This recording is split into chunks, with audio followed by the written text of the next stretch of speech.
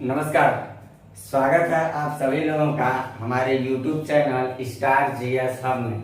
हम लोग अपने इस चैनल के माध्यम से इकोनॉमी विषय पे बातचीत कर रहे थे और टॉपिक हम लोगों का चल रहा था आईपीआर, इंटेलेक्चुअल प्रॉपर्टीज राइट, बौद्धिक संपदा अधिकार से संबंधित मुद्दों पे हम लोग बातचीत कर रहे थे। और बौद्धिक संपदा अधिकार से संबंधित हमने आप लोगों को कुछ बातों बता दिया था, आईपीआर से संबंधित कुछ बातों पे चर्चा किया था। मैंने ये बताया था कि कोई भी अगर हम अपने दिमाग का इस्तेमाल करते हैं, अपने बुद्धि का इस्तेमाल करते हैं, अपने विवेक का इस्तेमाल करते हैं, अपने ज्ञान का इस्तेमाल करते हैं, तो किसी न किसी चीज की अगर आविष्कार करते हैं, इन्वेंशन करते हैं, खोजते हैं, लिखते हैं, कोई कॉपी किताब लिख देते हैं, तो उसको बोला जाता है आईपी, इंटेलेक्चुअल प्रॉपर्टीज, यानी मेरे बुद्धि और विवेक का ये क्या है, संपत्ति है। और इस आईपी को क्या किया जाता है, मैंने बताया था, आईपी को जैसे हम लेते हैं तो ये ट्रेड के लिए निकलता है, तो इसको TRIP कहते हैं, TRIP, trade related intellectual properties. इसका मतलब ये हुआ कि मेरी बुद्धि और विवेक को ट्रेड से रिलेटेड कर दिया गया। अब ट्रेड से रिलेटेड हुआ तो क्या पता मेरा बुद्धि और दिमाग की बनाई गई संपत्ति संरक्षण में रहेगी या लोग उसका दुरुपयोग करना शुरू कर देंगे। इसके लिए सरकार क्या करता है, इस TRIP को संरक्षित करने के लिए ME देता है। ME का मतलब भी मैंने बताया था आप लोगों को, मार्केटिंग एक्सक्लूसिव होता है, यानी कि बाजार विशिष्टता है। इसके पहले की वीडियो में मैंने सारी बातें बता चुका है। मैंने आपको बताया था ME जैसे देता है वैसे क्या हो जाता है, वैसे मेरी बुद्धि की बनाई हुई संपत्ति जो बाजार में गई थी उस पे सरकार एक पहचान पत्र दे दिया, जिस पहचान पत्र से मैं उस सामान को रक्षा करूंगा तो उसको TRIP कहते हैं। रक्षा जब करने लगा तो वही IPR कहलाता है। ये सब बातें मैंने इसके पहले की वीडियो में आपको समझा चुका था। और मैंने ये बता दिया था what is the factors of IPR, intellectual properties right, जो है बौद्धिक संपदा अधिकार के साधन कौन कौन से हैं, इसके बारे में भी मैंने बातचीत किया था। और हमने आप लोगों को ये बताया था कि इसके साधन जो हैं उसमें patent, trademark, trade dress, copyright, ऐसे तमाम सारे 7 मानक सेक्टर आते हैं। 2 मानक सेक्टर WTO में नहीं है, तो कुल मिला के 9 सेक्टर हैं। उन 9 सेक्टर के बारे में आज हम लोग पढ़ने चल रहे हैं। तो हम लोगों की जो क्लास चल रही है आज, वो बौद्धिक संपदा अधिकार से संबंधित उसके साधन पे चलेगा। और उसके पहले साधन को हम लोग पढ़ते हैं। क्या क्या उसके साधन होते हैं मैंने बताया था, पेटेंट होता है। फिर मैंने बताया था पेटेंट के बाद आप लोगों को बताया था ट्रेडमार्क होता है या सर्विस मार्क होता है। फिर मैंने बताया था इंडस्ट्रियल डिजाइन होता है, कॉपीराइट होता है। इसके बाद हम लोग का जो बातचीत चला था वो GI टाइप पे चला था, जियोग्राफिकल इंडिकेशन होता है, इंटीग्रेटेड सर्किट होता है, ट्रेड सेक्रेट होता है, ट्रेड ड्रेस होता है। तो ये जो होते हैं इसमें से इन सारे फार्म को हम लोगों को पढ़ना पड़ेगा। तो इन सारे फार्म में सबसे पहले फार्म को पढ़ने चलने हम लोग पेटेंट को। हम लोगों की क्लास किस पे चलने चल रही है, पेटेंट पे चलने चल रही है। तो हम लोग देखते हैं क्या होता है पेटेंट। हम लोगों की क्लास चलेगी पेटेंट से संबंधित मुद्दों पे। तो क्या है पेटेंट, इसके बारे में जरा हम लोग देखते हैं। इसके पहले की वीडियो आपको जरूर देखना पड़ेगा इसको समझने के लिए। ये पेटेंट क्या है, कॉपीराइट क्या, मैं वहां सब कुछ बताया, यहाँ उसको एक्सप्लेन करने चल रहा हूँ। नहीं देखेंगे तो आप कहेंगे मास्टर क्या बोल रहा है, कुछ समझ नहीं आया। आपको देखना पड़ेगा। अगर मैं रिवीजन करूंगा तो फिर उतना ही समय लगेगा, कोई मतलब नहीं। पेटेंट हम लोग देखते हैं क्या है पेटेंट। तो मनुष्य के बुद्धि और विवेक का जो चीज होता है वो IPR होता है। तो बुद्धि और विवेक का प्रयोग करके अगर कोई व्यक्ति किसी चीज का आविष्कार करता है तो उसके आविष्कार का संरक्षण देने का जो काम होता है वही कहलाता है पेटेंट। मान लीजिए मैंने कोई चीज का आविष्कार कर दिया, आपने कोई चीज का आविष्कार कर दिया, तो आपकी आविष्कार की हुई चीज जैसे मार्केट में जाएगी तो लोग उसका दुरुपयोग न करें। उस दुरुपयोग को बचाने के लिए सरकार क्या करेगा, आपके सामान को संरक्षण देगा। तो जो संरक्षण दे रहा है सरकार, उसी को कहा जाता है पेटेंट। उसी को क्या कहा जाता है, पेटेंट कहा जाता है। तो कैसे संरक्षण देगा, किस चीज पे संरक्षण देगा, मैंने ये चीज बना दिया तो क्या हमको इसी पे पेटेंट देगा या इसकी स्ट्रक्चर पे देगा, इसके प्रोसेस पे देगा, उसको जरा समझते हैं। तो पेटेंट में सबसे पहला बात हम लोगों को ये लिखना है कि कोई भी आविष्कार हो, पेटेंट किस पे मिलेगा, कोई भी आविष्कार हो, इन्वेंशन हो, कोई भी इन्वेंशन हो उस पे हमें पेटेंट मिल जाएगा। दूसरी बात इसमें ये जानना है, जो पेटेंट मिलता है, ये पेटेंट का जो मॉडल होता है, ये पेटेंट का मॉडल या तो आविष्कार हमारी प्रक्रिया में हो सकती है, प्रोसेस में, या तो आविष्कार हमारा प्रोडक्ट के रूप में हो सकता है, उत्पाद के रूप में। यानी एक भाषा में कह सकते हैं कि पेटेंट के दो प्रकार होते हैं। जो पेटेंट होता है, पेटेंट के हम लोग जाना, पेटेंट के दो प्रकार होंगे, दो प्रकार होंगे। तो ये दो प्रकार होंगे की जगह होते हैं कर लीजिए, होते हैं। तो ये दो प्रकार कौन कौन से होते हैं, जरा उसको हम लोग देख लेते हैं और समझ लेते हैं। पहला जो प्रकार होता है उसको हम लोग कहते हैं, जो एक प्रकार होता है इसको हम लोग कहते हैं प्रक्रिया, आविष्कार की प्रक्रिया, आविष्कार की प्रक्रिया बोलते हैं, प्रक्रिया क्या है। और दूसरा बोलेंगे आविष्कार का उत्पाद क्या। अभी मैं समझा रहा हूँ क्या है आविष्कार का उत्पाद क्या है। प्रक्रिया का मतलब ये हुआ, इसको इंग्लिश में हम लोग ये कहेंगे प्रोसेस पेटेंट, इसको हम लोग बोलेंगे प्रोसेस पेटेंट। और आविष्कार का उत्पाद का मतलब ये होता है प्रोडक्ट। अभी मैं समझा रहा हूं, प्रोडक्ट पेटेंट।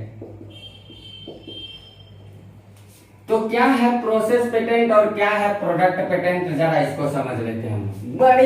बड़ी ही आसान भाषा में बता रहा हूं, समझिएगा। मान लीजिए हमने किसी चीज का आविष्कार किया, चाहे कोई चीज बना दिया, ठीक। अब मैं कोई चीज बनाया हूं, इस मार्कर को ही मान लीजिए मैंने बना दिया। तो इस मार्कर को मैं ऐसा नहीं ना तुरंत लिया, जादू मंत्र मार दिया, बन जा भैया। ऐसे जादूगर जो करते हैं ऐसा हाथ हिलाएंगे, ऐसा करेंगे, रामायण वगैरह देखेंगे तो ऐसे हाथ करते हैं, वैसा करते हैं, हाथ दिखाएंगे तो एक चीज तैयार हो जाए। ऐसा तो हो नहीं सकता, ऐसा नहीं हो सकता। इसको बनाने के लिए मुझे कोई न कोई चीज को इकट्ठा किया होगा, 2 4 5 6 10 चीज मिलाया होगा, मशीन में डाला होगा, मशीन के माध्यम से इसको बनाया होगा, तब ये तैयार हुआ। ऐसा हुआ होगा।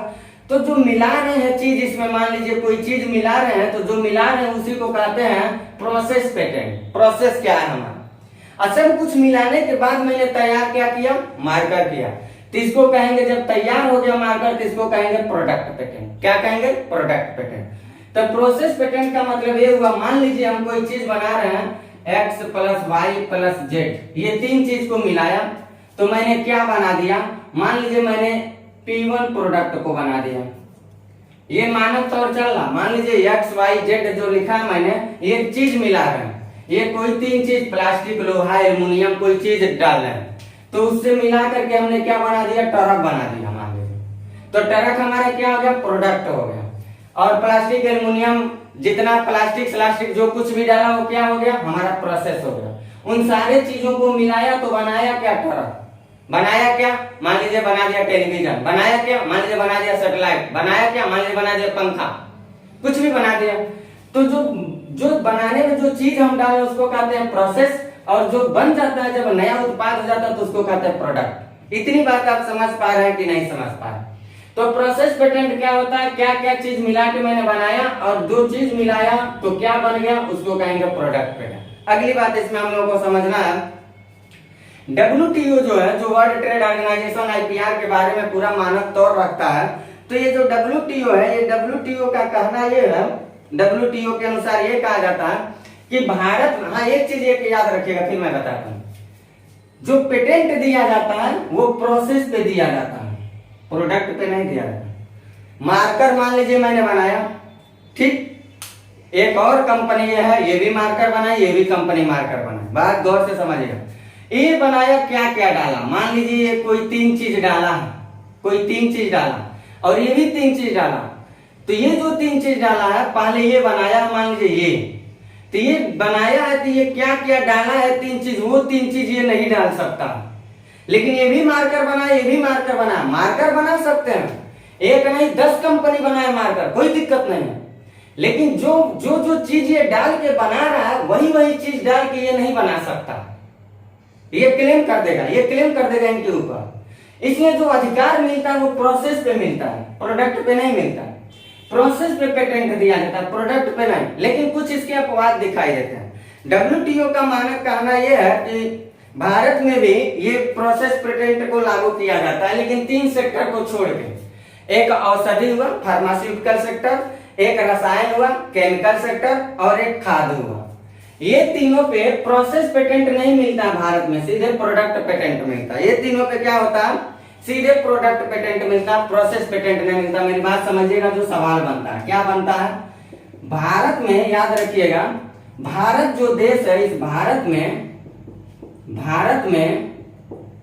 में औषधि हुआ, औषधि यानी कि फार्मास्यूटिकल सेक्टर, औषधि हुआ, रसायन हुआ, रसायन, और खाद्य में प्रोडक्ट पेटेंट का प्रावधान है।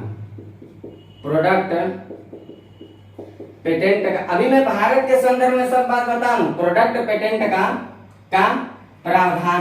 प्रावधान है। इसका मतलब ये हुआ प्रोसेस पेटेंट का प्रावधान नहीं है। इसका मतलब ये हुआ प्रोसेस पेटेंट का प्रावधान भारत में नहीं है। तो ये तीन चीज याद रखना, आपको ये सवाल में पूछा जाता है।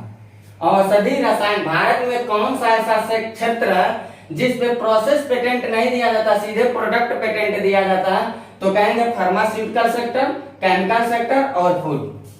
ये तीन सेक्टर जो है, इस पे प्रोसेस पेटेंट नहीं बल्कि क्या दिया जाता है, प्रोडक्ट पेटेंट दिया जाता है। अब देखिए, एक नहीं, दो नहीं, तीन नहीं, 3000 रख लीजिए कंपनी। हर कंपनी को कहा गया भैया तुम कोई सामान बनाओ, हमें कोई एतराज नहीं है। मान लीजिए सब कंपनी, 300 कंपनी मिलके मार्कर बना रही है, 300 कंपनी मिलके मार्कर बनाए, कोई दिक्कत नहीं। लेकिन फार्मूला 300 कंपनियों का फार्मूला एक नहीं होना चाहिए, फार्मूला अलग अलग होना चाहिए। प्रोडक्ट भले एक ही हो, सबका जरूरत है मार्कर बनाना, सब मार्कर बनाना चाहते हैं, बनाओ भैया मार्कर, कोई बोलने वाला नहीं। लेकिन मार्कर बनाने में जो चीज ये डालना है वो चीज ये नहीं डालना है, जो ये डालना है वो दूसरा नहीं डाल सकता। सबका प्रोसेस क्या होगा, अलग अलग होगा। इस बात को आपको याद रखना है, इस बात को आपको पूरी बेसब्री के साथ याद रखना है। आइए अब हम देखते हैं, हम लोग अब देखते हैं इसके आगे की बातचीत। मान लीजिए अभी हमने क्या देखा, इन्वेंशन पे पेटेंट मिलता है। पेटेंट के दो रूप देखा, आविष्कार की प्रक्रिया हो सकती है, उत्पाद हो सकता है, process patent, product patent. Process में XYZ मिला है, पीएन बना, भारत जो देश उसमें औषधि रसायन और खाद्य क्षेत्र में प्रोडक्ट पेटेंट का प्रावधान है, प्रोसेस पेटेंट का प्रावधान नहीं है। ये बात तो हम लोगों ने जान चुका है। अगली बात देखते हैं, जो भी हम आविष्कार कर रहे हैं, जो भी चीज का आविष्कार कर रहे हैं, मार्कर का एग्जांपल दिया, मार्कर का मैंने आविष्कार किया, तो इस मार्कर को, ये मार्कर इंडस्ट्रियल एप्लीकेबल होना चाहिए। कोई भी चीज का आविष्कार करिए, उस आविष्कार को इंडस्ट्रियल एप्लीकेबल होना चाहिए। अगर वो इंडस्ट्रियल एप्लीकेबल है तभी उस पर पेटेंट मिलेगा, वरना पेटेंट मिलने वाला नहीं है। इंडस्ट्रियल एप्लीकेबल का मतलब यह है कि उसका औद्योगिक अनुप्रयोग होना चाहिए। तो अगली बात इसमें हम लोगों को क्या लिखना, 2 तीर तो लिख लिया, तीसरी तीर इसमें हम लोगों को क्या लिखना है कि इसका औद्योगिक अनुप्रयोग होना चाहिए। अनुप्रयोग, औद्योगिक अनुप्रयोग को इंग्लिश में लिख लीजिएगा, इंडस्ट्रियल एप्लीकेबल होना चाहिए, एप्लीकेबल होना चाहिए। तो औद्योगिक अनुप्रयोग होना चाहिए, ये बात याद रखिएगा, होना चाहिए। अगली बात देखते हैं हम लोग। अगली बात ये है कि जो भी हम चीज बना रहे हैं, उस चीज का पर्याप्त इन्वेंटिव स्टेप होना चाहिए। इन्वेंटिव स्टेप का मतलब ये होता है कि कोई भी चीज हम बना रहे हैं, उस पर पेटेंट हमको तभी मिलेगा जब उसको बनाने में हमें कई चरण से गुजरना पड़ेगा। एक ना 2-3 वो चीज मिलाया, फट दे कोई चीज बना दिया, वो नहीं माना जाएगा। उसका कई कई प्रोसेस होने के बाद वो चीज तैयार हो, तब उस पर पेटेंट दिया जाएगा, तब उस पर पेटेंट मिलेगा। तो अगला बात इसमें आप लोगों को ये लिखना है कि इन्वेंटिव स्टेप होना चाहिए। इन्वेंटिव स्टेप होना चाहिए। इन्वेंटिव स्टेप का मतलब क्या हुआ, यानी कई चरण होना चाहिए, कई चरण में वो चीज बनेगा, तभी उस पे हम पेटेंट देंगे, तभी उस पे पेटेंट दिया जाएगा। फिर पेटेंट का अगली बात हम लोगों को खासियत ये जानना है, जो भी चीज हम बना रहे हैं, जो औद्योगिक अनुप्रयोग रख रहा है, इन्वेंटिव स्टेप है, वो सुई जेनेरिक प्रोडक्ट होना चाहिए। सुई जेनेरिक प्रोडक्ट होना चाहिए, तभी उस पे पेटेंट मिलेगा। सुई जेनेरिक प्रोडक्ट का मतलब ये हुआ कि वो चीज बहुत ही अनोखा होना चाहिए, बहुत ही नवीन होना चाहिए, कुछ अलग होना चाहिए, कुछ अतिरिक्त होना चाहिए, कुछ उसकी खासियत होनी चाहिए। तभी उस पर पेटेंट मिलेगा। तो अगली बात हमको क्या लिखना है इसमें, पेटेंट के बारे में जानेंगे हम लोग। सर्वदा सर्वदा अनोखा अनोखा एवं नवीन होना चाहिए, नवीन होना चाहिए, तभी पेटेंट मिलने वाला है, वरना पेटेंट नहीं दिया जाएगा। जो पेटेंट के बारे में हम लोग पढ़ रहे हैं, इस पेटेंट का समय काल जो दिया जाता है सर WTO के मानक के तौर पे, पेटेंट का जो समय काल है, अगर कोई भी चीज आप बना लिए, कोई भी चीज बना ली और आपको पेटेंट मिल गया, तो समझ लीजिए उस पे आपका 20 वर्ष का अधिकार होगा। 20 वर्ष का उस पे आपका अधिकार होगा। 20 वर्ष से पहले आप जब तक उस पे इन्वेंटिव स्टेप में जब तक चेंजेस न लाएं, प्रोसेस में जब तक चेंजेस न लाएं, प्रोडक्ट को जब तक पब्लिक डोमेन ना करें, कोई माइक का लाल उसको छीन नहीं सकता, कोई नहीं छीन सकता है। वो आपका समय काल 20 वर्ष तक आपका उस पे मोनोपोली रहेगा। 20 वर्ष के बाद ही वो पब्लिक डोमेन हो सकता है, अगर उस पे आप काम करना बंद कर देंगे तब। ये बात आपको याद रखना है। पूरी बेसब्री के साथ मैं सारी बातों को बता रहा हूँ, आप बिल्कुल ध्यान देते हुए चलिएगा, हमारी बातों को एकदम ध्यान देते हुए चलिएगा, फिर बताइएगा लास्ट में क्लास आपको कैसा लगा।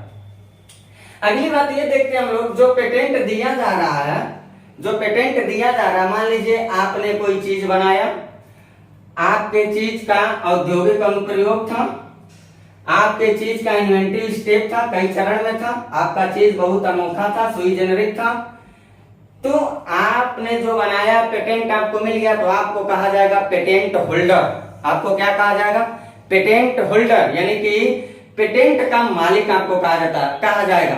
यानी इसको बना दिया आपने, इस पे आपको एक अधिकार मिल गया, तो आप इसके मालिक कहलाएंगे। तो जब आप इसके मालिक कहलाएंगे, तो जरा इसके बारे में हम लोग देखते हैं कुछ अतिरिक्त चीजें। मान लीजिए पेटेंट होल्डर, यहाँ आपका कोई प्रोडक्ट है, पेटेंट यहाँ मैंने आपको लिख दिया पेटेंट। इस पेटेंट को पाने वाला एक व्यक्ति होगा, तो उस व्यक्ति को कहा जाता है पेटेंट होल्डर, उस व्यक्ति को कहा जाएगा पेटेंट होल्डर। ठीक, इस पेटेंट होल्डर को क्या किया जाता है, वॉलंटरी लाइसेंस दिया जाता है।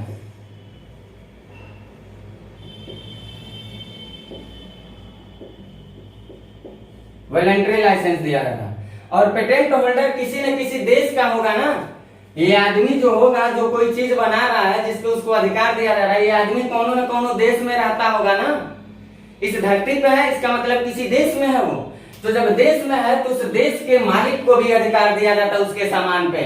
उसको बोला जाता है पेटेंट होल्डर होगा, उसको बोला जाता है नेशनल गवर्नमेंट, नेशनल गवर्नमेंट। यानी कि आप जिस देश के आदमी हैं, आपको तो वॉलंटरी लाइसेंस दे दिया गया, लेकिन आपके सरकार को आपके प्रोडक्ट पे क्या दिया जाएगा, नॉन वॉलंटरी लाइसेंस दिया जाएगा, नॉन वॉलंटरी लाइसेंस दिया जाएगा। इस बात को याद रखिएगा, इस बात को आप याद रखिएगा कि आप जिस देश के आदमी होंगे, आपको वॉलंटरी लाइसेंस यानी स्वैच्छिक अधिकार दे दिया गया है, आप पेटेंट होल्डर हैं, तो आप जिस देश में रहते हैं उस देश की सरकार को, नेशनल गवर्नमेंट को नॉन वॉलंटरी लाइसेंस दिया जाता है, गैर स्वैच्छिक अधिकार दिया जाता है। अब मान लीजिए पेटेंट होल्डर आप थे, आपने कोई प्रोडक्ट बनाया है, आपने कोई P1 प्रोडक्ट को बनाया है, तो आप अपने P1 प्रोडक्ट को क्या कर सकते हैं, A को दे सकते हैं, आपकी मर्जी है, B को दे सकते हैं, C को दे सकते हैं, इत्यादि कर दीजिए। यानी कि आप किसी को भी अपना वॉलंटरी लाइसेंस दे सकते हैं, आपका अधिकार है। दूसरी तरफ देखा जाए तो जो नेशनल गवर्नमेंट होती है, वो नेशनल गवर्नमेंट आपके P1 प्रोडक्ट को टच नहीं कर सकती। कब तक, जब तक कोई विपरीत परिस्थिति ना आ जाए, तब तक। जब तक कोई विपरीत परिस्थिति नहीं आ जाता है, तब तक आपके P1 प्रोडक्ट को नेशनल गवर्नमेंट टच नहीं कर सकती। अगर कोई विपरीत परिस्थिति से देश गुजर रहा है और आपका बनाया हुआ प्रोडक्ट उस समस्या के समाधान में, निपटारा करने में जरूरी है, तो सरकार बिना आपसे पूछे आपके सामान का इस्तेमाल कर सकती है। आप सरकार के खिलाफ क्लेम नहीं कर सकते। मेरी बात को कहां तक समझ पा रहे हैं आप, जरा गौर करिएगा। मैंने ये बताया पेटेंट होल्डर जो होता है, जिसको वॉलंटरी लाइसेंस दिया गया है, जो P1 प्रोडक्ट को बनाया, इस P1 प्रोडक्ट पे उसी का अधिकार होता है।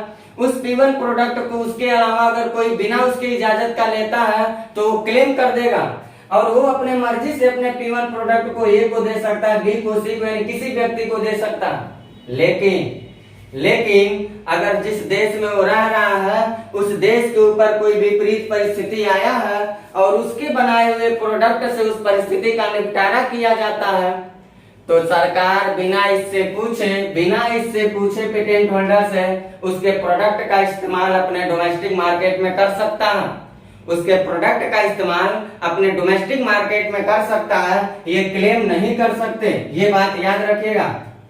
यानी कि नेशनल गवर्नमेंट को नॉन वॉलंटरी लाइसेंस जो दिया जाता है, ये नेशनल गवर्नमेंट क्या करेगा, इनके P1 प्रोडक्ट को जो इनका P1 प्रोडक्ट था, P1 को विपरीत परिस्थिति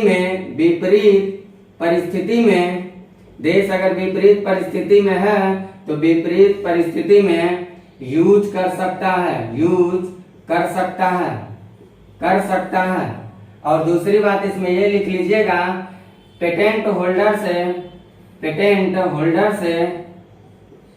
से सलाह लेने की आवश्यकता नहीं है, लेने की आवश्यकता नहीं है। ये बात आप एकदम याद रखिएगा, आवश्यकता नहीं है, ये बात याद रखिएगा। लेकिन एक चीज इसमें और आपको ध्यान देना है, वो ये है कि जो नेशनल गवर्नमेंट होता है, इस नेशनल गवर्नमेंट को वॉलंटरी लाइसेंस को यूज करने का अधिकार नहीं होता, और जो पेटेंट होल्डर होता है इसको नॉन वॉलंटरी लाइसेंस को यूज करने का अधिकार नहीं होता। यानी कि पेटेंट होल्डर जो होगा, जिसको पेटेंट दिया गया है, वो अपने वॉलंटरी लाइसेंस को ही डोमेस्टिक मार्केट में यूज कर सकता है, और नेशनल गवर्नमेंट जो होगा ये नॉन वॉलंटरी लाइसेंस को यूज कर सकता है। दोनों को मोनोपोली दिया गया है अपने अपने सेक्टर में, लेकिन दोनों एक दूसरे के अल्टरनेट सेक्टर में जाकर के यूज नहीं कर सकते हैं प्रोडक्ट को। ये बात आपको याद रखना। इतनी बात तो आपको पेटेंट से रिलेटेड याद रखना है, लेकिन अभी पेटेंट कंप्लीट नहीं हुआ है। पेटेंट से रिलेटेड हम लोगों को ये देखना है कि पेटेंट में भी प्राइमरी और सेकेंडरी पेटेंट जैसे मुद्दा भारत ही नहीं वरन विश्व में भी चर्चित रहता है। हालिया में भी खबरों में रहा है और बार बार ये खबरों में देखा जाता है। तो आइए हम लोग अब ये देखते हैं कि क्या है सेकेंडरी पेटेंट का मुद्दा। अब हम लोग देखते हैं सेकेंडरी पेटेंट का मुद्दा क्या है और ये खबरों में क्यों रहता है, इस पे हम लोग करते हैं बातचीत। तो इसको आप लोग इसका स्क्रीनशॉट ले सकते हैं। आगे हम लोग बढ़ते हैं और आगे हम लोगों की बातचीत चल रही है कि सेकेंडरी पेटेंट क्या है और सेकेंडरी पेटेंट का मुद्दा भारत में ही नहीं बल्कि विश्व में क्यों चलता रहता है। इसको नोट कर लीजिए आप लोग। नोटबुक को साथ साथ बनाते चलिएगा, पूरा ऐसे पेस्ट करते चलिएगा। ये टोटल आपका नोटबुक ही होगा। अब हम देखते हैं सेकेंडरी पेटेंट का मुद्दा क्या है। सेकेंडरी पेटेंट का मुद्दा, issues of secondary patent in India and world concept. तो हम लोग भारत ही नहीं विश्व के संदर्भ में देखते हैं कि सेकेंडरी पेटेंट का मुद्दा क्या है। तो सेकेंडरी पेटेंट के मुद्दा को जरा समझते हैं। अभी मैंने जितनी बातें आपको पेटेंट में बताया है, अगर आप बेसब्री के साथ याद किए होंगे या लिखते चले होंगे या समझे होंगे, तो हमें लग रहा है आप हमारी बातों को बड़े आसानी से समझ सकते हैं कि मास्टर आपको सेकेंडरी पेटेंट में क्या बताने वाला है। जरा इस पे करते हैं हम लोग बातचीत, इस पे करते हैं हम लोग बातचीत। ऐसे बिल्कुल स्ट्रक्चर बना लीजिए जैसे मैं बनाया, ऐसे स्ट्रक्चर आप बना लीजिएगा। और देखिए यहाँ मान लीजिए यहाँ कोई पर्सन है। यहाँ कौन है? ये कोई पर्सन है। ये कौन है? कोई व्यक्ति है। इस व्यक्ति ने क्या किया? P1 प्रोडक्ट को बनाया। क्या बनाया है? P1 प्रोडक्ट को बनाया और इन्वेंशन किया इसको। जैसे वो P1 का इन्वेंशन करेगा तो उसको पेटेंट मिलेगा। अगर उसका जो प्रोडक्ट होगा, उस प्रोडक्ट पे जब उसको पेटेंट मिल जाएगा तो पेटेंट मैंने अभी बताया कितने दिन के लिए मिलेगा। तो इस P1 ये व्यक्ति का, यहाँ ये क्या है? ये व्यक्ति है, पर्सन है। और P1 क्या है? प्रोडक्ट है। प्रोडक्ट, P से प्रोडक्ट समझ लीजिएगा, ये सब सांकेतिक भाषा चलना है।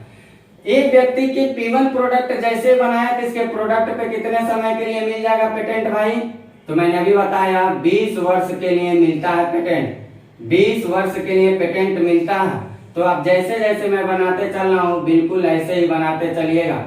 20 वर्ष का उसको क्या मिल गया, पेटेंट मिल गया। लेकिन मान लीजिए 20 वर्ष का तो उसको पेटेंट मिला था, लेकिन मान लीजिए ये व्यक्ति अपने P1 प्रोडक्ट को 19 साल तक इस्तेमाल किया है। कब तक किया, 19 ईयर्स, 19 वर्ष तक वो इस्तेमाल किया। 19 वर्ष के बाद वो क्या कर रहा है, इस P1 पेटेंट में कुछ चेंजेस, P1 प्रोडक्ट में कुछ चेंजेस कर रहा है। वो चेंजेस क्या है, अभी मैंने बताया टाइप ऑफ पेटेंट, तो मैंने बताया there are 2 types of patent, process and product patent. तो प्रोसेस पेटेंट क्या होता है, प्रोडक्ट पेटेंट क्या होता है, मैंने बताया। मान लीजिए x plus y plus z को मिलाया, ये प्रोसेस किया, और ये करने के बाद इसने क्या बनाया, P1 नामक एक प्रोडक्ट बनाया, P1 नामक एक प्रोडक्ट बना। तो x plus y plus z को क्या किया, मिलाया, तो P1 नामक प्रोडक्ट बनाया। तो सरकार ने उसमें 20 साल का क्या दे दिया, अधिकार दे दिया, पेटेंट दे दिया। ये अपने P1 प्रोडक्ट को 19 साल तक यूज करता है, और x plus y plus z में क्या करता है, x plus y plus z तो रहने दिया, इसी में प्लस कुछ और मिला देता है। मान लीजिए t मिला दिया, प्लस u मिला दिया, मतलब अलग अलग कोई चीज और मिला दिया प्रोसेस में। जैसे अलग अलग चीज मिला देगा तो ये हो जाएगा, ये जो हो मिला दिया चीज, इसी मिलाए हुए चीज को कहा जाता है सेकेंडरी प्रोडक्ट। इसको क्या कहा जाता है, सेकेंडरी प्रोडक्ट कहा जाता है, सेकेंडरी प्रोडक्ट। अब सेकेंडरी प्रोडक्ट को जब उसने बना दिया तो इस सेकेंडरी प्रोडक्ट पे भी तो उसको पुनः 20 साल का मिल जाएगा एक अधिकार। तो वैसे 19 साल तक तो अपने P1 प्रोडक्ट को यूज किया। 19 साल के बाद वो क्या कर रहा है, अपने जो चीज बनाया था XYZ मिला, उसमें 2-3 चीज और मिला दिया। अब मिलाने के बाद क्या किया, दूसरा नया चीज बना दिया। तो फिर सरकार उस पर क्या करेगा, उसको 20 साल का अधिकार दे देगा, 20 वर्ष का क्या करेगा, अधिकार दे देगा, पेटेंट दे दिया। 20 वर्ष तक उसको दे दिया, तो फिर 19 साल तक यूज करेगा। फिर 19 साल के बाद क्या करेगा, उसी में प्लस ABCD कुछ और मिला देगा, फिर 20 साल तक पा जाएगा। ऐसे वो अपने क्या करता है, प्रोडक्ट में थोड़ा थोड़ा सिमिलर चेंजेस करता रहेगा, और थोड़ी थोड़ी सिमिलर चेंजेस कर करके वो क्या करेगा, अपने पेटेंट की अवधि को बढ़ाता रहेगा, और उसी को कहा जाता है सेकेंडरी पेटेंट। उसी को क्या कहा जाता है, सेकेंडरी पेटेंट। तो सेकेंडरी पेटेंट क्या है, अगर इसको आपको समझना है तो हमारी बातों को गौर से समझे होंगे आप कि सेकेंडरी पेटेंट का मुद्दा क्या होता है। तो इसको आप ऐसे कर सकते हैं, मान लीजिए इस बात को, ये 19 वर्ष के बाद जो किया है, इसको आप यहाँ भी कर सकते हैं। x plus y plus z को डाला, ये XYZ था, प्लस t डाल दिया, तो ये जो डाला है इसी को बोला जाता है सेकेंडरी प्रोडक्ट बोला जाता है, सेकेंडरी प्रोडक्ट। और इस पे क्या मिल गया, उसको पुनः 20 वर्ष का एक अधिकार मिल जाएगा। और ये जो 20 वर्ष का अधिकार मिल रहा है, इसी 20 वर्ष के अधिकार को क्या कहा जाता है, सेकेंडरी पेटेंट का मुद्दा कहा जाता है। इसी को क्या कहा जाता है, सेकेंडरी पेटेंट का मुद्दा कहा जाता है। अब एक बात ये समझना है, जो प्राइमरी पेटेंट है, इस प्राइमरी पेटेंट को पूरे विश्व में लागू किया जाता है, लेकिन सेकेंडरी पेटेंट जो है जरूरी नहीं है हर देश में लागू। बहुत सारे देश ऐसे हैं जो सेकेंडरी पेटेंट को नहीं लागू होने देते अपने डोमेस्टिक मार्केट में। मींस नेशनल गवर्नमेंट अपने डोमेस्टिक मार्केट में सेकेंडरी पेटेंट को लागू करने के लिए एलिजिबल है कि नहीं है, ये नेशनल गवर्नमेंट पे निर्धारित होता है। लेकिन प्राइमरी पेटेंट WTO के मानक के अनुसार एक प्रोडक्ट को अगर लॉन्च करके अगर उसको ग्लोबल प्रोडक्ट बनाया जाता है तो टोटल वर्ल्ड के लिए काम करता है। ये बात आपको बिल्कुल याद रखना है कि प्राइमरी पेटेंट जो होता है ये पूरे देश के लिए लागू होता है, लेकिन सेकेंडरी पेटेंट पूरे देश के लिए लागू हो ये जरूरी नहीं है। ये हर देश के नेशनल गवर्नमेंट के ऊपर निर्धारित होता है कि वो अपने देश में सेकेंडरी पेटेंट के मुद्दा को लागू करने देगा या नहीं करने देगा। इतनी बातों को आप समझ पा रहे हैं या नहीं समझ पा रहे हैं, इतनी बातों को आप समझ पा रहे हैं, इसका लीजिए स्क्रीनशॉट और बढ़ते हैं हम इसके ठीक आगे और आपको बताते हैं कि क्या होता है। पेटेंट से रिलेटेड 2-3 मुद्दों पे चर्चा होती है। एक है एवर ग्रेनिंग ऑफ पेटेंट या ग्रेनिंग ऑफ पेटेंट, और दूसरा मुद्दा बार बार खबरों में दिखाई देता है कि what is the product clip related to patent. Patent से रिलेटेड प्रोडक्ट क्लिप का मुद्दा जो है ये क्या है और खबरों में क्यों रहता है, जरा इस पे करते हैं हम लोग बातचीत। इसका लीजिए आप स्क्रीनशॉट और बढ़ता हूं मैं आगे। तो हम लोग देखने चल रहे हैं एवर ग्रीनिंग और ग्रीनिंग इश्यूज क्या है पेटेंट से रिलेटेड। इसको जरा हम लोग देखते हैं।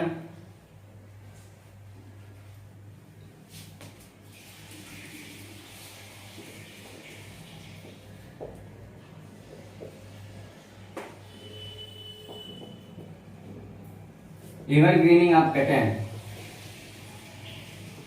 या इसको हम लोग कह सकते हैं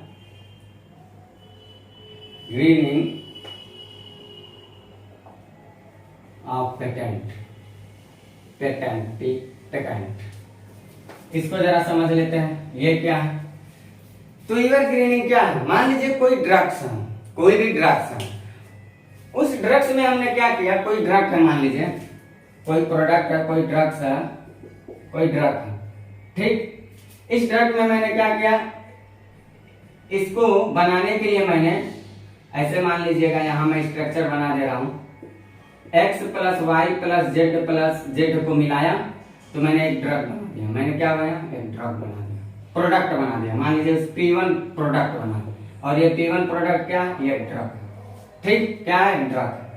अब देखिएगा इसमें अगली बात, मान लीजिए 20 वर्ष के लिए इस पे हमें पेटेंट मिला, इस ड्रग पे 20 वर्ष के लिए पेटेंट मिला, लेकिन हम क्या कर रहे हैं, 20 वर्ष तक जो इस पे पेटेंट मिल रहा है, इसको 20 वर्ष तक लागू नहीं होने दे रहे हैं। जो सेकेंडरी पेटेंट का मुद्दा बिल्कुल उसी तरह से चलना है।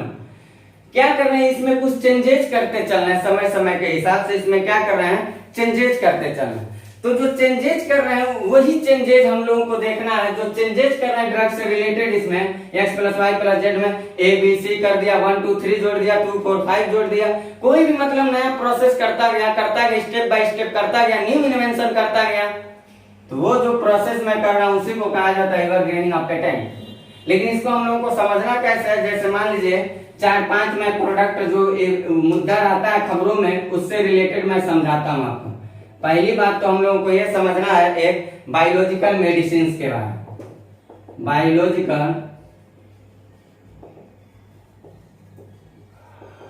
मेडिसिन। तो बायोलॉजिकल जो मेडिसिन होते हैं, एक होता है बायोलॉजी मेडिसिन, बायोलॉजी मेडिसिन होता है, बायोलॉजिकल मेडिसिन हुआ। तीसरा हम लोग इसमें कुछ मुद्दे आते हैं, जरा उसको हम लोग देख लेते हैं। एक होता है रेफरेंसर मेडिसिन, रेफरेंसर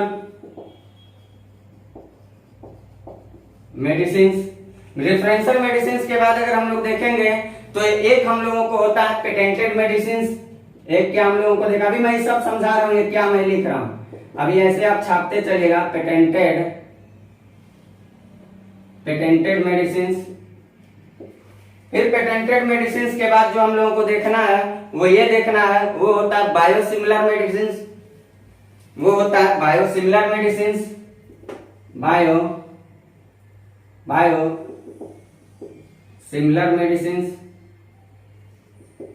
बायोसिमिलर मेडिसिन के बाद हम लोग देखना है जेनरिक मेडिसिन,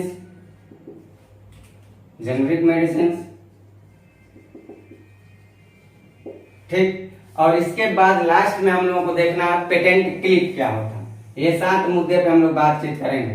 पेटेंट क्लिप क्या होता है, पेटेंट क्लिप क्या होता है, तो पेटेंट क्लिप क्या होता है, जरा इसको हम लोग समझते हैं कि पेटेंट क्लिप क्या होता है। तो ये सारी बातें हम लोग जरा जनरली पेटेंट क्लिप को समझ लेते हैं।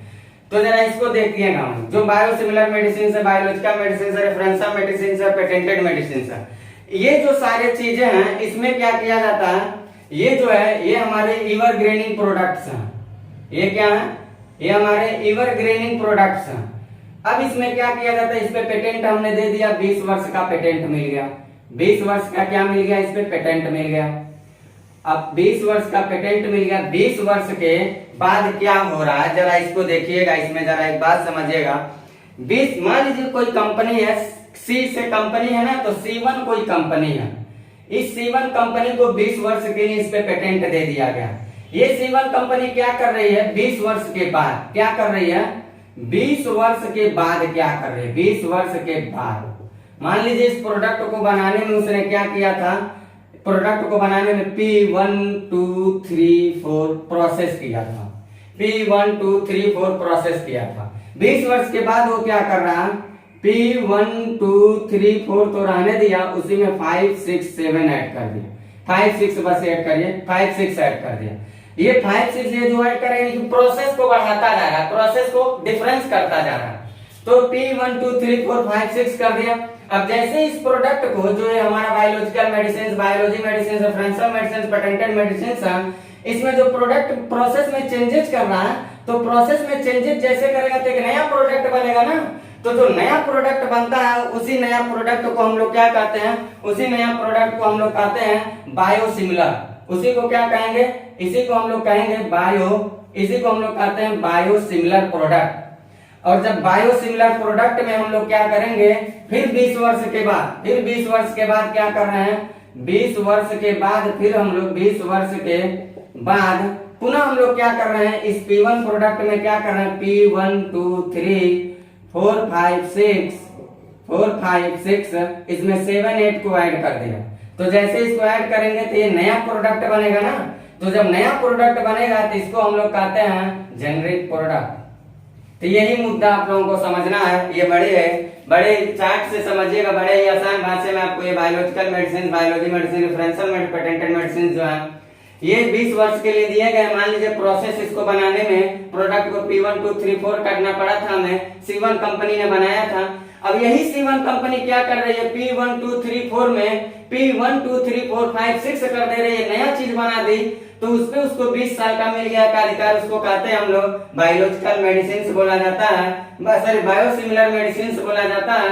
और जब यही C1 कंपनी इस प्रोसेस में चेंजेस कर दी और नया प्रोडक्ट बना दी तो उसको जेनरिक मेडिसिन कहा जाता है। इतनी बातों को आप याद रखिएगा, इतनी बातों को आपको क्या करना है, याद रखना है। अब हम लोग चल रहे देखने, एक मुद्दा आता है पेटेंट ट्रायल का मुद्दा। तो पेटेंट ट्रायल क्या होता है जरा उसको समझ लेते हैं हम लोग। इसको आप छपैया कर लीजिए, पूरा इसका पेस्ट कर लीजिए और बढ़ते हैं हम लोग आगे।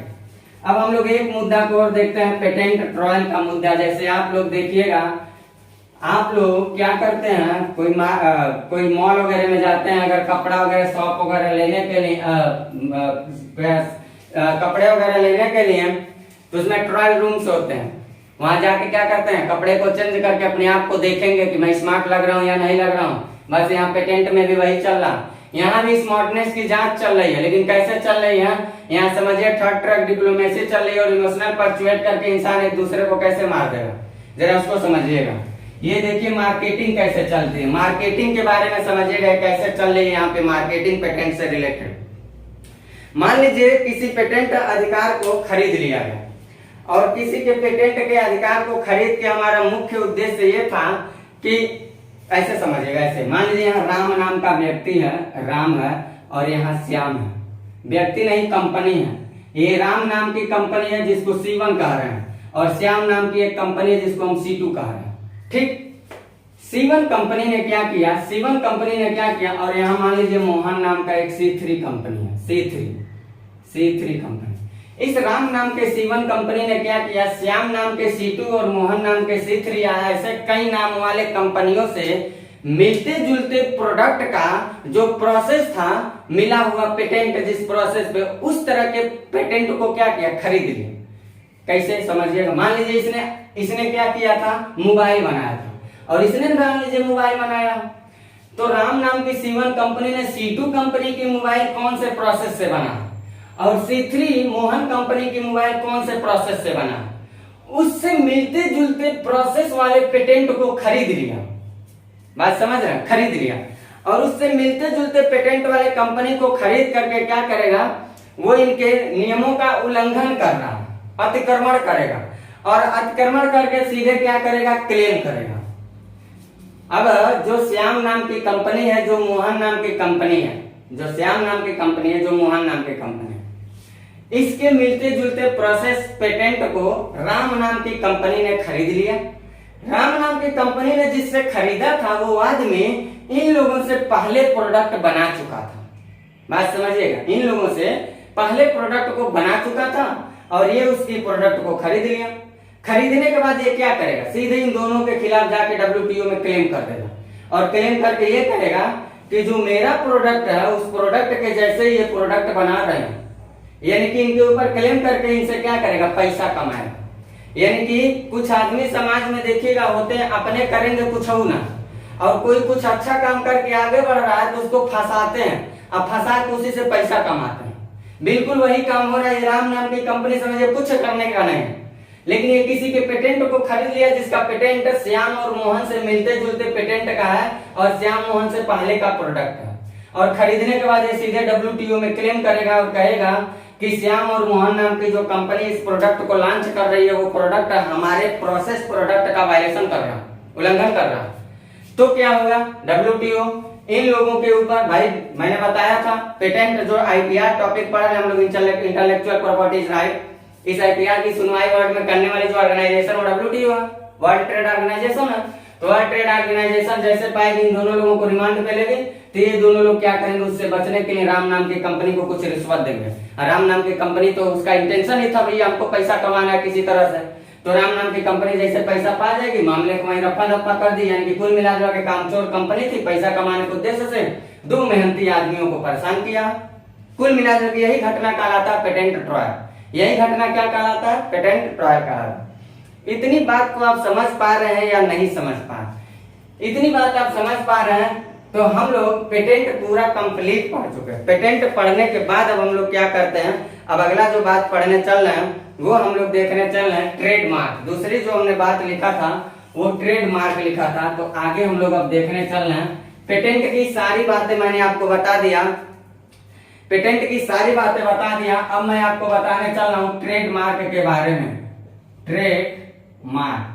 ट्रेडमार्क जो होता है इसको एक भाषा में क्या कहा जाता है, सर्विस मार्क भी बोला जाता है। इसको एक बार भाषा में हम लोग सर्विस मार्क भी बोलते हैं। ट्रेड मतलब व्यापार, मार्क मतलब चिन्ह, यानी व्यापार पे कुछ चिन्ह दिया जाएगा कि व्यापार का विशिष्टता बनी रहे, व्यापार की क्या है, विशिष्टता बनी रहे। अब इसमें देखते हैं हम लोग क्या है। मान लीजिए यहाँ ट्रेडमार्क से रिलेटेड हम लोग को ये देखना, कोई भी विशिष्ट प्रतीक चिन्ह हो, कोई चीज हो जिसका एक अपना अलग पहचान हो, जिसका एक अपना सिंबल हो, या कह सकते हैं जिसका एक अपना डिजाइन हो। तो जो सिंबल है, जो डिजाइन है या जो प्रतीक है वो कोई कंपनी के द्वारा मान लीजिए बनाया जा रहा है, वो प्रोडक्ट हो या सर्विस हो।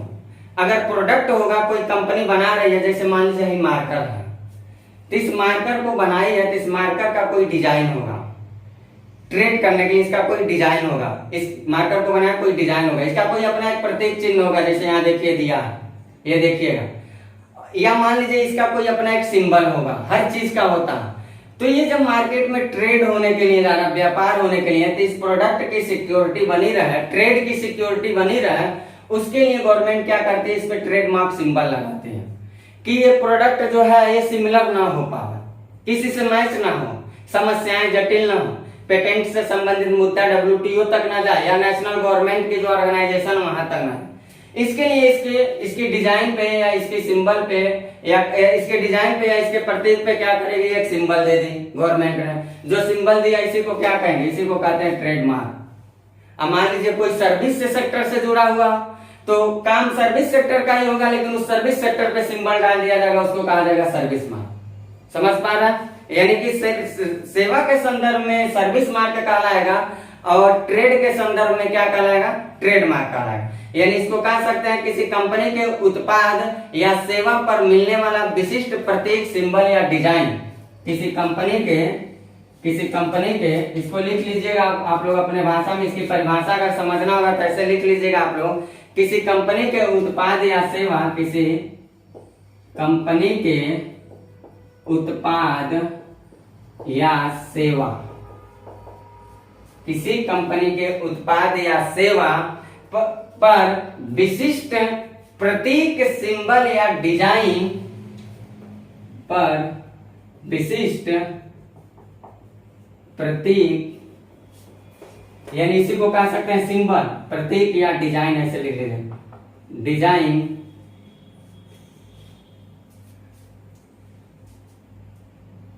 को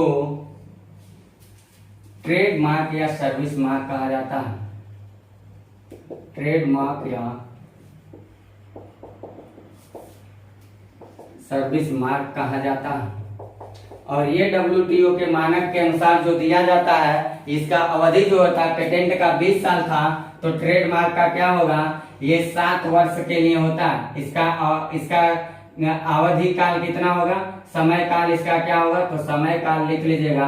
पेटेंट का हम लोगों ने 20 वर्ष लिखा था, तो इसका होता है 7 वर्ष, इसका समय काल 7 वर्ष होता है। और इसमें याद रखिएगा नवीकरण जो होता है उसमें रिन्यूअल हमें बार बार कराना पड़ता है, और इसमें एक बार करा लेंगे आप तो ये अनलिमिटेड भाड़ा पड़ा रहेगा। एक बार कराते हैं आप तो अनलिमिटेड आपको ये भाड़ा पड़ा रहेगा। तो इसको लिख लेते हैं हम लोग, इसको लिख लीजिएगा कि नवीकरण जो होता है वो अनिश्चित काल के लिए होता है। नवीकरण यानी कि रिन्यूअल जो हम लोग कराते हैं ये अनलिमिटेड टाइम के लिए होगा, एक बार बन गया फिर रिन्यूअल कराने की जरूरत नहीं है। नवीकरण अनिश्चित काल के लिए होता है, अनिश्चित काल के लिए होता है, काल के लिए होता है। और इससे रिलेटेड हम लोगों को ये जानना है कि जो इसमें ट्रेडमार्क धारक होता है उसको वॉलंटरी लाइसेंस दिया जाता है। जो ट्रेडमार्क होल्डर होता है, जैसे पेटेंट होल्डर को भी वॉलंटरी लाइसेंस दिया जाता था पढ़े थे हम लोग, ऐसे यहाँ ट्रेडमार्क होल्डर को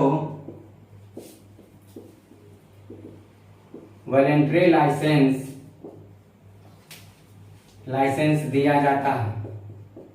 इतनी बातों को आप याद रखिएगा, ट्रेडमार्क या सर्विस मार्क से रिलेटेड इतनी बातों को आप याद रखिएगा। फिर आगे हम लोग देखते हैं इंडस्ट्रियल डिजाइन के बारे में। अगला हम लोग देखते हैं इंडस्ट्रियल डिजाइन क्या। इसके पहले की क्लास आप जरूर देखिएगा अगर इसको समझना होगा तब, नहीं तो दावा कर रहा हूँ समझ नहीं पाएंगे, बोलेंगे क्या मास्टर ऐसे समझाता जा रहा, कुछ समझ नहीं आया। इसके पहले की क्लास को आप देखिएगा, इसके पहले पार्ट 1 डाला हूँ आईपीआर, उसमें पूरा इसका मैंने इंट्रोडक्शन दिया था और इसके फैक्टर्स ऑफ आईपीआर के बारे में बताया था। उसी फैक्टर को हम क्या कर रहे हैं यहाँ पे ओपन कर रहे हैं, उसी से रिलेटेड बात को। तो मैंने पेटेंट बता दिया, ट्रेडमार्क सर्विस मार्क बताने चला, ऐसे इंडस्ट्रियल डिजाइन बताऊंगा, ऐसे कॉपीराइट बताऊंगा, ऐसे ट्रेड सीक्रेट बताऊंगा, ऐसे सर्किट के बारे में हम लोग पढ़ेंगे, ट्रेड ड्रेस के बारे में पढ़ेंगे, ऐसे पढ़ते हम लोग निकल लेंगे। तो अगला हम लोग पढ़ने चले इंडस्ट्रियल डिजाइन। इंडस्ट्रियल डिजाइन के बारे में जरा देख लेते हैं। तो 2-3 बात इसके बारे में भी हम लोगों को सीखना है। सबसे पहली बात तो ये सीखना है तो कोई भी औद्योगिक उत्पाद हो, नवीन हो, मौलिक हो, जिसका एक अपना अलग डिजाइन हो, तो ये जो होते हैं ऐसे प्रोडक्ट पर इंडस्ट्रियल डिजाइन का सिंबल दिया जाता है। ये जो इंडस्ट्रियल डिजाइन है, इंडस्ट्रियल डिजाइन ये कार्यात्मक पक्ष का याद रखिएगा हिस्सा नहीं होता, इसका कोई मतलब नहीं होता कार्यात्मक पक्ष में। हाँ, लेकिन ये कह सकते हैं कि जो गैर कार्यात्मक पहलू होते हैं उन गैर कार्यात्मक पहलू का ये हिस्सा होता है।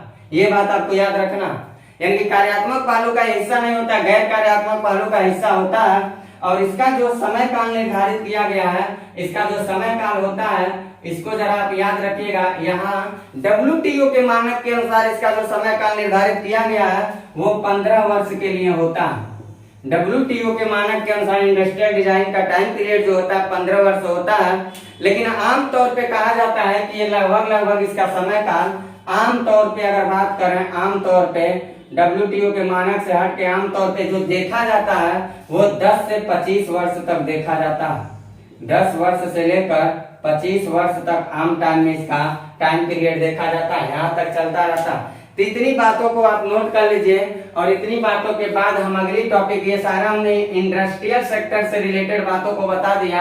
अब मैं आपको बताने चल रहा हूँ कॉपीराइट के बारे में। अब हम लोग की जो बातचीत चलेगी वो कॉपीराइट से रिलेटेड होगी, तो आप इसका लीजिए स्क्रीनशॉट।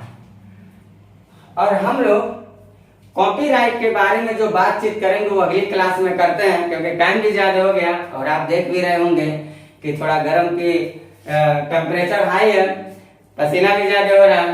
तो इसको हम लोग अगले शिफ्ट में पढ़ते हैं, पार्ट 3 में लेके आते हैं, क्योंकि आईपीआर टॉपिक हम लोग 3-4 पार्ट में पढ़ेंगे। अभी ये कंप्लीट नहीं हुआ। फैक्टर्स ऑफ आईपीआर के मैंने 3 पहलू को बस बताया है, और टोटल हम लोगों को मानक तौर में 7 पहलू, और उस तरह से व्यवहारिक भाषा में 2 और जुड़ जाते हैं, यानी कि 9 पहलू को पढ़ना। तो अभी मैंने मात्र 3 पहलू बताया है।